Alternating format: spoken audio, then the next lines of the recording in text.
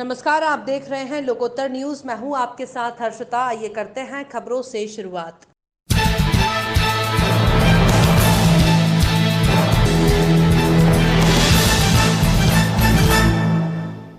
प्रदेश में हो रही बेमौसम बारिश और ओलावृष्टि ने किसानों की चिंता बढ़ा दी है। गुरुवार से शुरू हुआ बारिश का सिलसिला शुक्रवार को भी अपने शबाब पर रहा।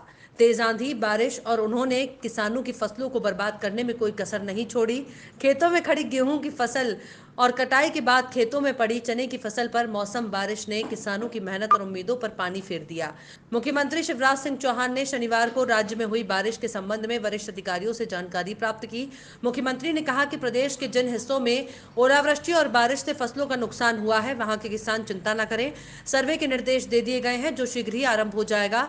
किसानों को फसलों के नुकसान का समुचित मुआवजा दिया जाएगा। इस मौके पर पूर्व सरपंच वीरभान सिंह मीणा ने बताया कि भोपाल के पिपलिया गांव में 90% फसल बारिश के गिरने से खराब हुई है और मौसम वैज्ञानिकों के अनुसार दक्षिण पूर्वी राजस्थान के पास ऊपरी हवा का चक्रवात बना हुआ है। विधायक के पास भी यही स्थिति है, जबकि सेंटर पाकिस्तान के पास एक ट्रक लाइन बनी हुई है। ये तीनों ही सिस्टम एक साथ सक्रिय होने से मध्य प्रदेश में ओलावृष्टि और बारिश हो रही है। आपका नाम बताइए। मेरा नाम साहब वीरभान सिंह मीना, या पूर्व सरपंच हूँ यहाँ का, ग्राम पंचायत देवलखड़ी का, पिपली आवाज का गांव है ये। सर, कितनी फसल बर्बाद हो गई है कल पानी गिरने से? अरे साहब, यहाँ पर ये हमारे एरिया की समझो कि 90% फसल खराब हो गई, पूरी चौपट हो गई, आड़ी हो गई, इसमें कुछ नहीं निकलेगा। नहीं तो कितना गेहूं लगा था इसमें, और कितने किसान यहाँ पर रहते हैं जिनकी फसल बर्बाद हो गई है, उनका क्या सोल्यूशन है अब आगे? यहाँ किसान ही किसान रहते हैं, पूरे सब किसान इसी पे जीवन पर चलता है उनका, इसी पे जीविका चलती है। और ये अब पूरी फसल आड़ी हो गई, यानी 90% नुकसान हो गया इनको। कितने हजार का नुकसान हुआ है ये फसल? लाखों में नुकसान हुआ साहब पूरा। तो इसके लिए क्या करेंगे अब आप लोग? शासन से उम्मीद रखे, शासन अपना मुआवजा दे, मदद करे, सब देते और चीज़ों देते आए। इसके लिए अभी किसी से बात हुई आपकी? अभी किसी से नहीं हुई। कोई आया यहाँ पे अधिकारी?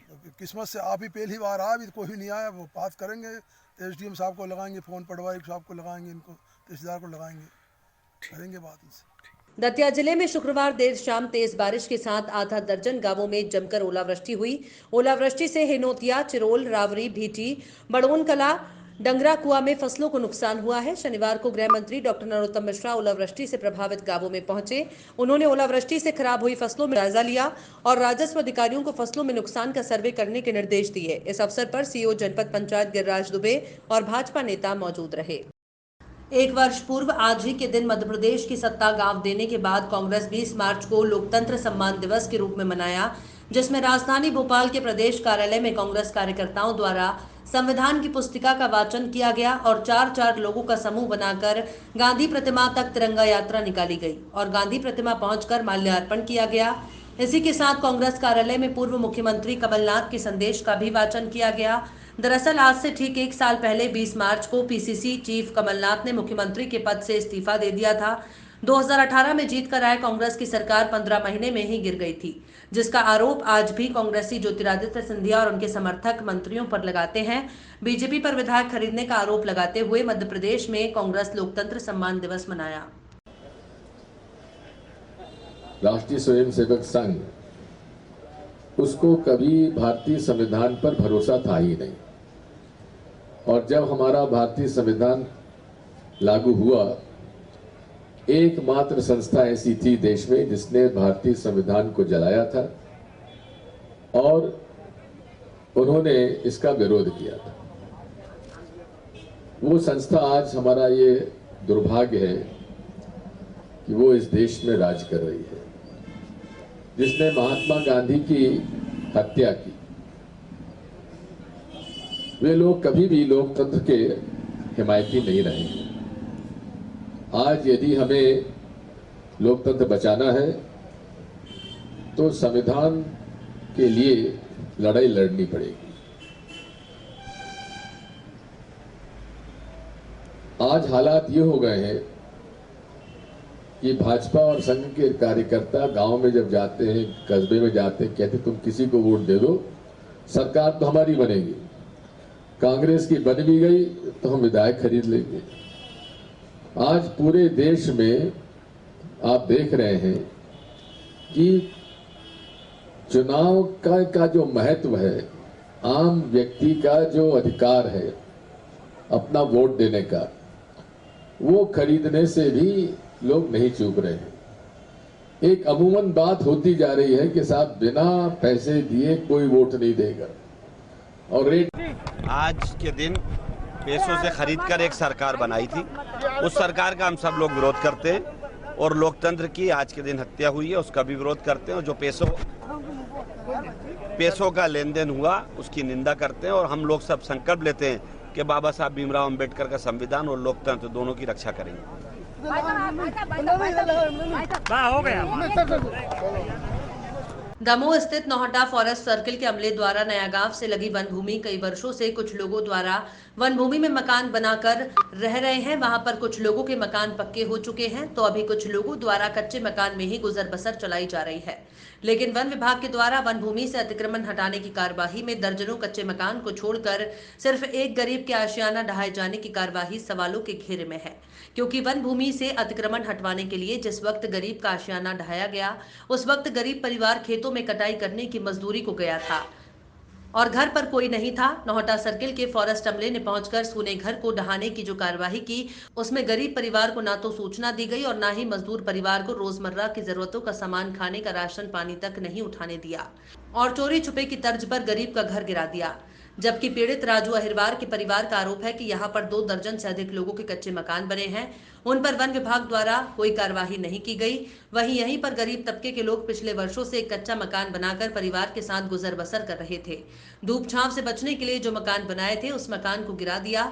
16 मार्च की जनसुनवाई में आवेदन देते हुए राजू पिता भूरा अहिरवार ने बताया कि वन विभाग के द्वारा मकान गिरा देने की वजह से रहने के लिए जगह नहीं है। 2 वर्षों से कच्चा मकान बनाकर वन भूमि पर निवास कर रहा था। आसपास वन भूमि पर दर्जनों कच्चे मकान बने हुए हैं और जब वन भूमि पर कच्चा मकान बनाया गया था तब वन विभाग को 10,000 रुपए लिए गए थे। लेकिन 16 मार्च को वन विभाग द्वारा मकान तोड़ दिया गया, जिससे घर गृहस्थी का पूरा सामान टूटे मकान के अंदर रखा हुआ था जो क्षतिग्रस्त हो गया है। वहीं कुछ सामान वन विभाग की टीम अपने साथ ले गई और कपड़ों में आग लगाकर जलाने का आरोप भी परिजनों द्वारा लगाया गया है। जब वन विभाग मकान तोड़ रहे थे तब हम सभी परिजन मजदूरी को गए थे, घर में कोई नहीं था। परिजन द्वारा जनसुनवाई में दिए आवेदन में कलेक्टर से मांग की है कि रहने के लिए जगह और तोड़े गए मकान में बर्बाद हुए सामान का मुआवजा दिलवाने की मांग की गई है। साहब हम मतलब यही है कि साहब इतने 25 मकान बन चुके हैं और उसके बाद हमारा मकान तोड़ गए हैं और ये कारी चरण भी आए थे, ये मतलब में सिपाही वगैरह जो हम चिन्हते हैं कौन कौन आए थे साहब हम नहीं चिन्हते उनके आने के। कारी चरण नाम है उसका, वे आए थे साहब। हमारा मकान पूरा तोड़ गया, हम मंजूरी हो गए थे साहब ने हमको जानकारी दी कि तेरा मकान तोड़ गया आ रहा, किसी ने पता नहीं भेजा सर। अपने यार मकान तोड़ गया और हमारा उसमें जितना सामान था पूरा ख़राब हो गया और 3 दिन से हम बाहर इतने डरे टोर जाई पे न रहने के लिए कुछ न हमें सोने के लिए कछुआ सब में आग लगा गए और कि पूरा ख़राब कर गए हमारा सामान। और बाकी सामान हम नवा से अपने मंगा चुका का काम चला रहे हैं सब। और 20 मकान बने, किसी का मकान नहीं तोड़ता, सीधा हमारा घर तोड़ गया। न हमको जानकारी दी, हमसे बोलते भाई हम अपने सामान हटा ले तो कोई बात तोड़ देते, तो हमें कोई दिक्कत नहीं। अब बताओ हम कहाँ रहे कहाँ क्या करिए, हमारे पास कुछ नहीं है। आज के खाने हो लगे रात में खिलाने, अब हम क्या करिए साहब। ठीक है साहब, हम तो अब वहाँ से निकले तो दमोह कलेक्टर साहब के भी गए। कलेक्टर साहब को हमने दरखास्त देने की कोशिश जात हम लेट हो गए। दरखास्त बनवाई जो हम 1:30 बजे गया। 1:30 बजे के बाद हम वहाँ पहुँचे सो कलेक्टर साहब उठ गए थे। हाँ कोई नहीं मिला हमको, कलेक्टर साहब को कोई भी मिला उसको हमने दे दिया। उससे उनने हमको एक 10 शीशी पकड़ा दी। उसके बाद हम घर भाग गया। अब हमारे लाने कुछ उपाय बताइए साहब, हम क्या करें आज के। सेवड़ा विधानसभा क्षेत्र के नगर इंदरगढ़ और ग्राम देभई में चल रही श्रीमद् भागवत कथा कार्यक्रम में सेवड़ा विधायक घनश्याम सिंह शामिल हुए और श्रीमद् भागवत गीता को नमन किया और कथावाचक व्यास जी को पुष्पमाला पहनाकर सम्मान किया और आशीर्वाद प्राप्त किया। कथा व्यास महाराज द्वारा गृहस्थ जीवन पर भगवान श्री कृष्ण और रुक्मणी के प्रसंग का वर्णन किया गया। इस अवसर पर पूर्व नगरपालिका अध्यक्ष रामदास कोरी, केपी यादव, रामू गुर्जर, नौमी सिंह यादव आदि समस्त जनप्रतिनिधि, कार्यकर्ता और भक्तजन मौजूद रहे।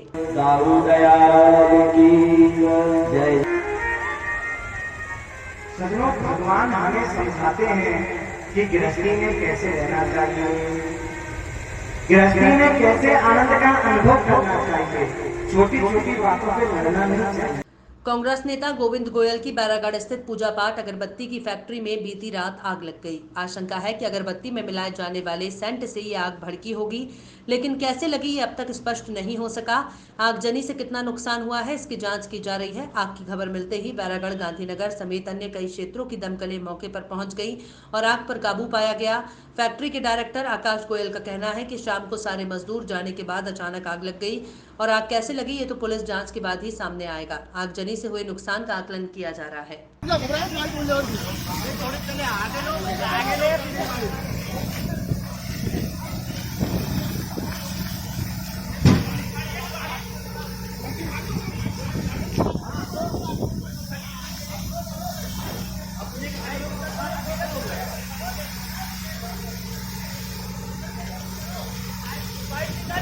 क्या होगी, गाड़ी क्यों नहीं हिल रही? बंद हो गई क्या? क्या बंद हो गई? ये गाड़ी नहीं चल रही है। ये गाड़ी क्यों नहीं चल रही यार? चला रहा है भैया। फायर ब्रिगेड की गाड़ियां बिल्कुल नहीं चल रही है। गाड़ी से इतनी बड़ी आग कैसे कंट्रोल होगी? वो गाड़ी खराब पड़ी है। फायर ब्रिगेड कुछ नहीं कर रही है। अरे क्या सेफ हो गया?